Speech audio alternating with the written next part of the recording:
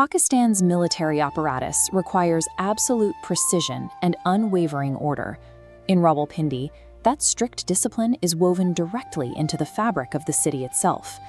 Directly alongside that rigid military structure is a relentless, chaotic motion.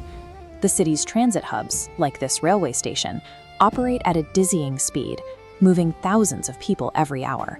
Step outside the stations, and the atmosphere shifts again into a sensory-rich local culture driven by street-level commerce. Rawalpindi is frequently defined by its proximity to Islamabad, but the city maintains a separate trajectory, shaped by a history and an economic pace that predates the capital's existence. This chart shows the actual scale of that independent growth.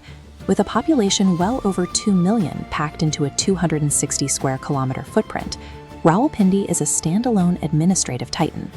To understand how this city evolved, we look at the ground it's built on. Rawalpindi sits on the Pothohar Plateau. That rugged elevation provided natural defensibility. Controlling this high ground meant controlling primary routes, making it a strategic requirement for military encampments. During the British era, administrators leveraged that geography to establish an extensive cantonment network. This created a permanent grid of wide, organized boulevards intended for large-scale troop movements. Today, those original colonial-era corridors provide the direct arteries necessary for modernization. The current metro bus network runs through the very same structured pathways laid down over a century ago. The wide, organized streets, originally designed for the 19th century garrison, effectively provided the physical template for Rawalpindi's modern, high-capacity transit systems. Before we look at the culture that fills those streets, let me know in the comments, what country are you watching this video from? While the grid is administrative, the people are diverse. The city acts as a convergence point for the nation, with Urdu and Punjabi speakers from across the country settling in its dense neighborhoods. This population navigates commercial zones with a high-energy lifestyle known as Tez Raftar. Every square foot of these markets is utilized. Activity is constant.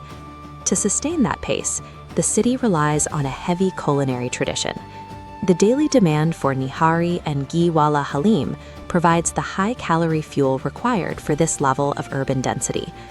Administrative planning established the physical street map, but daily rituals of trade and shared culinary culture define the actual experience of the city. Living in an environment defined by intense density and rigid administrative borders requires an occasional psychological escape. Ayub National Park provides that outlet. It serves as the primary space for family gatherings and morning routines, offering a rare moment of quiet away from the asphalt.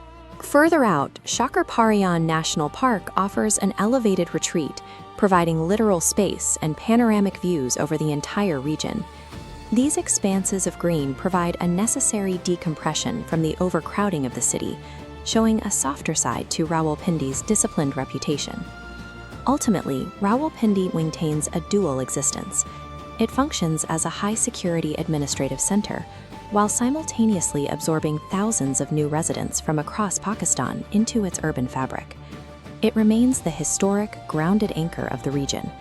Without Rawalpindi's established infrastructure and workforce, the neighboring capital would lack the physical support it needs to exist. Thanks for watching.